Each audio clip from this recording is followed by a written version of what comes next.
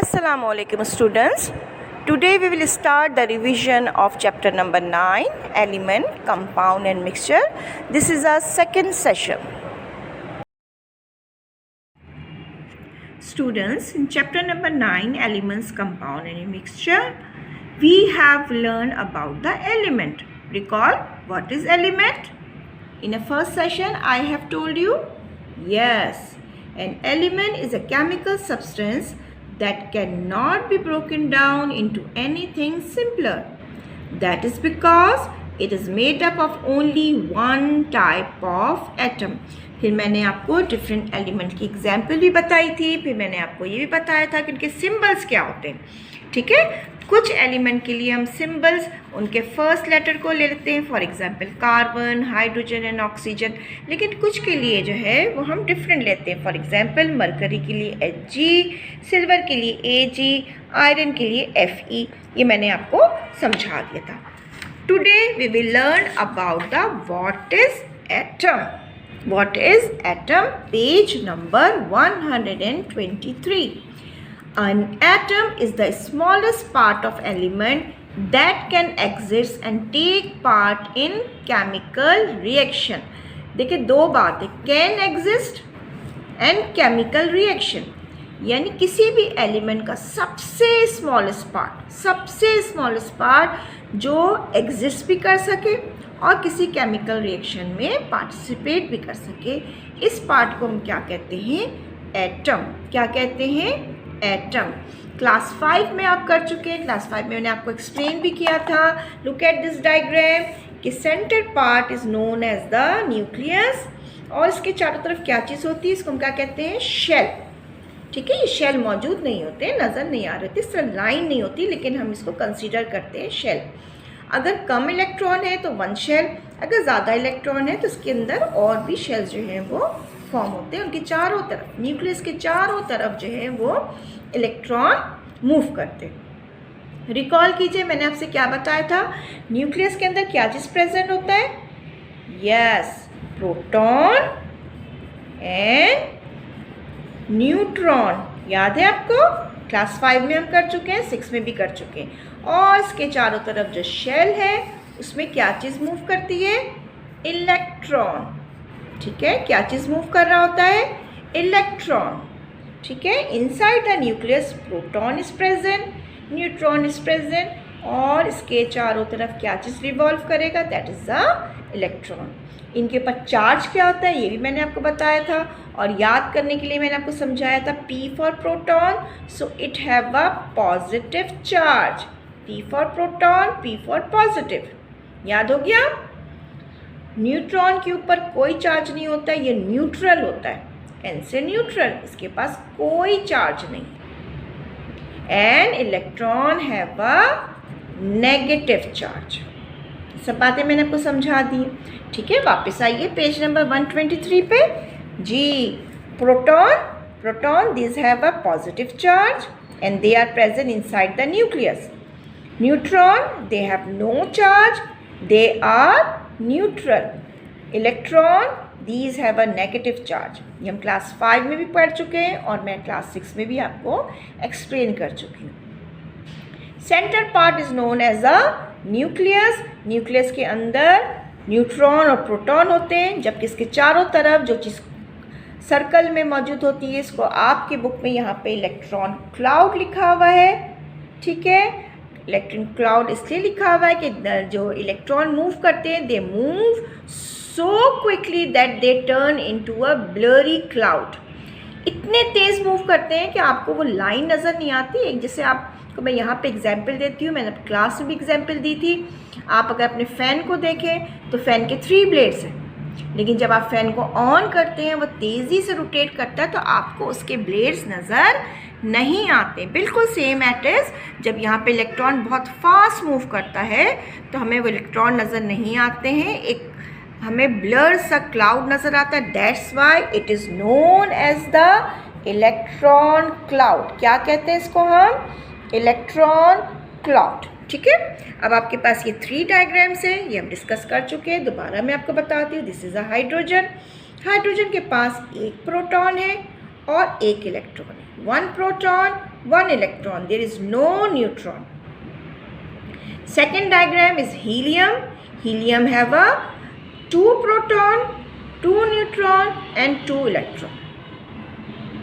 But in case of lithium, अगर आप देखें, lithium has 3 proton, ठीक है, 3 electron, sorry, 4 neutron and 3 electron. यानी इनके पास एक न्यूट्रॉन ज़्यादा है, 4 न्यूट्रॉन है. अच्छा, यहाँ पे मैं एक और बात बता दूँ, शायद मैंने आपको पहले ही बताया था, number of electron and number of proton always equal. जितने प्रोटॉन होते हैं उतने ही इलेक्ट्रॉन होते हैं. अगर 4 है प्रोटॉन तो 4 ही इलेक्ट्रॉन होंगे, ठीक है. पॉजिटिव चार्ज देखिए आप और नेगेटिव चार्ज देखिए, बराबर होते हैं.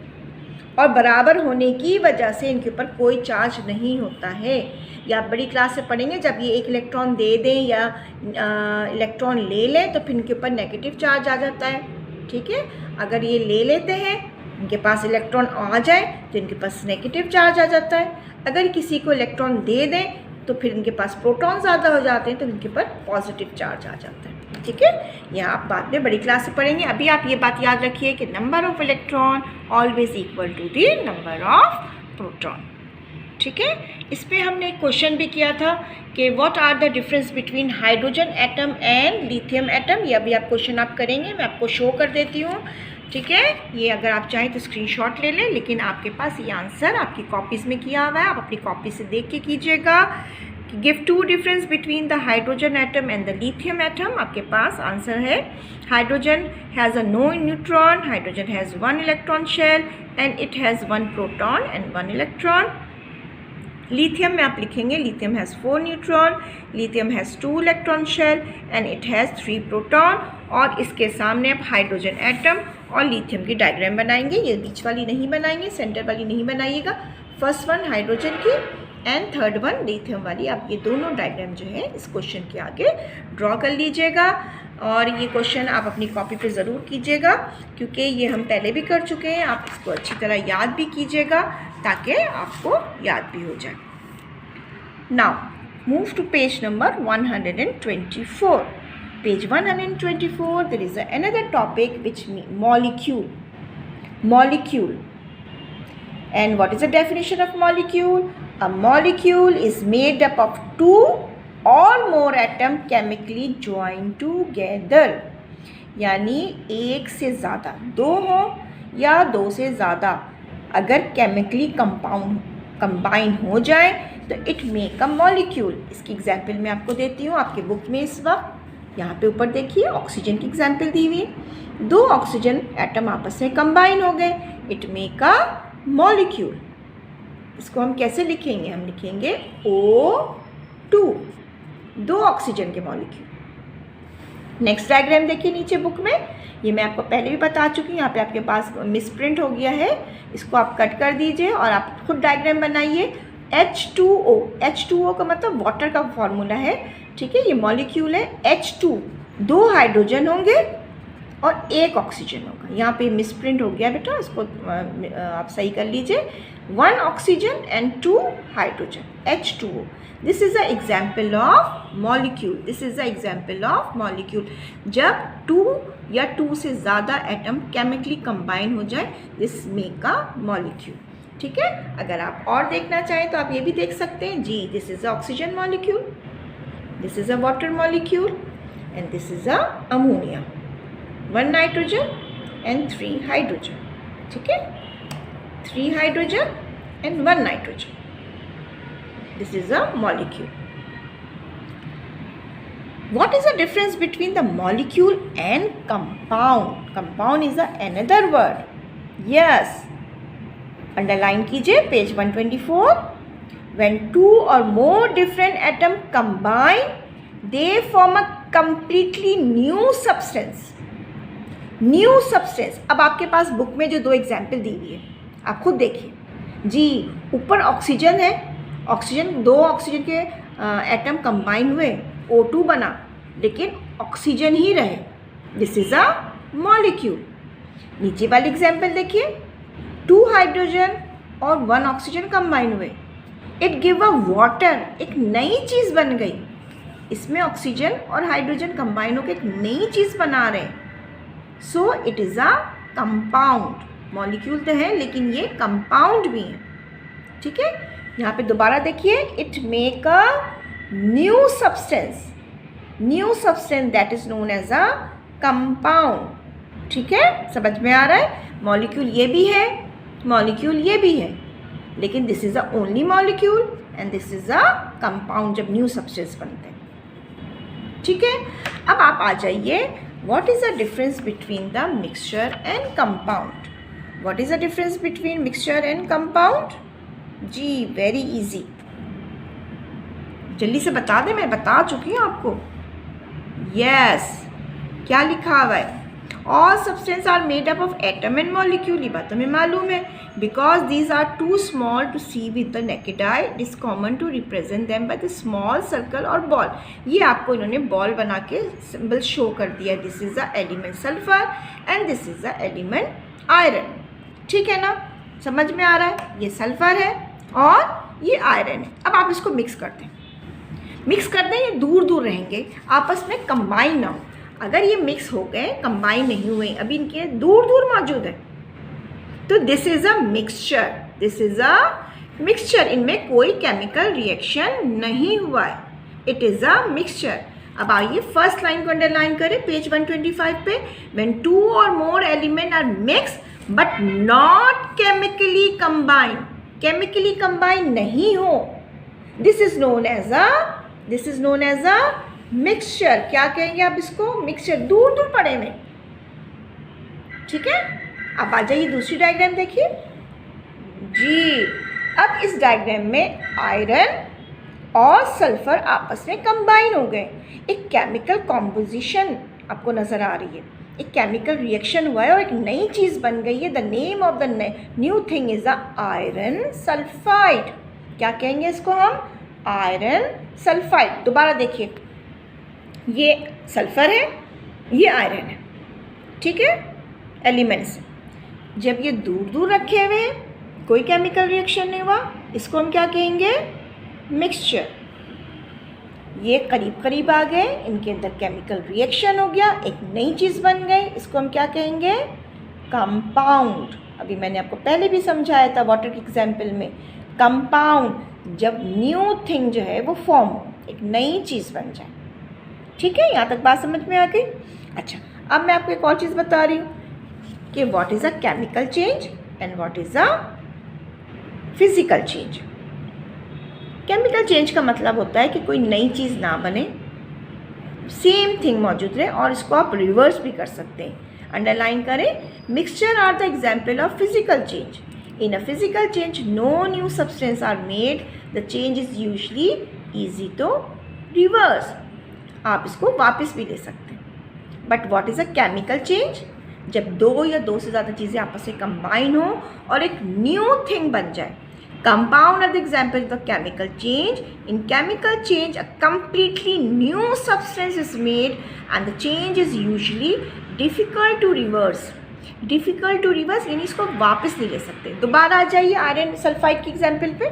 आयरन सल्फाइड के एग्जाम्पल पे जी देखिए, अगर आयरन आप देखें, एक लोहा, आयरन जहन में लाइए, हार्ड थिंग है ना. ठीक है, इसमें से कोई बदबू स्मेल भी नहीं आ रही.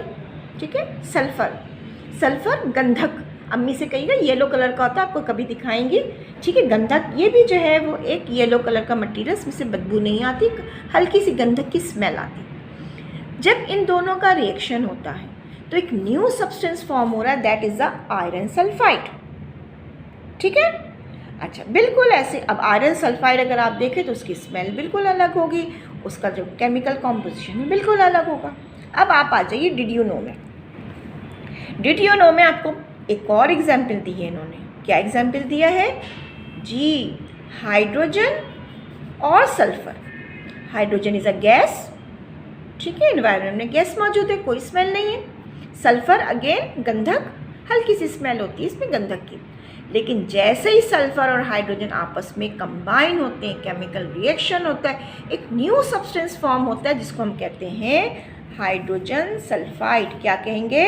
हाइड्रोजन सल्फाइड, और इसमें से इतनी गंदी स्मेल आती है, सड़े हुए अंडे की स्मेल आती है, रॉटन एग की स्मेल आती है। सो आप हमेशा ये बात नोट करेंगे, जो केमिकल रिएक्शन होता है, केमिकल चेंज होता है, एक नई चीज़ बनती है और उसके केमिकल जो प्रॉपर्टीज़ है जिनसे वो बनता है बिल्कुल डिफरेंट होता है।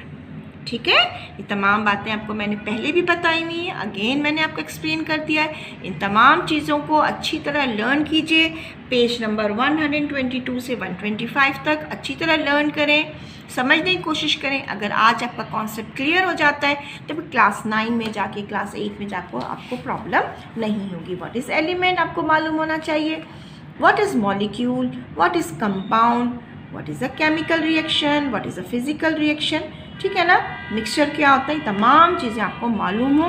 और अगर आपको अभी भी समझ में नहीं आया तो इंशाल्लाह जब आप स्कूल में आएंगे तो मुझसे आप दोबारा इसको डिटेल पूछ सकते हैं। ठीक है, this is the end of our lecture. अल्लाह हाफिज़, टेक केयर।